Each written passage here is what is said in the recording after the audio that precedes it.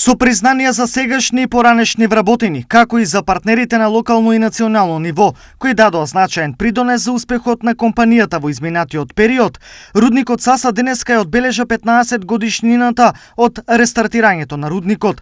На 12 јуни 2006 година Саса повторно го обнови производството на олово-цинкова руда, откако претходно во 2003 година беше покрената стечена постапка.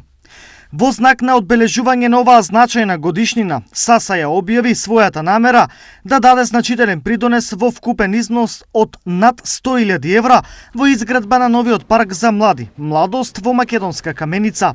Со овие средства ќе се финансираат градежните работи, инсталацијата на соодветна опрема за паркови, а ќе се засадат и дрва и други садници.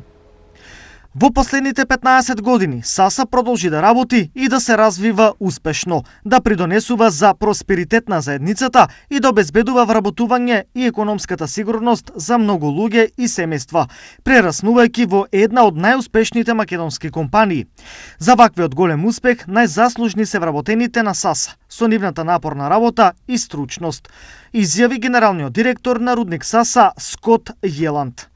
Откако во 2017 година компанијата Central Asia Metals од Лондон стана собственик на Саса, во рудникот се инвестирани над 30 милиони долари во набавка на нова современа рударска опрема, подигнување на стандардите и работните услови во рудникот, како и во професионалниот развој и едукација на вработените во Саса.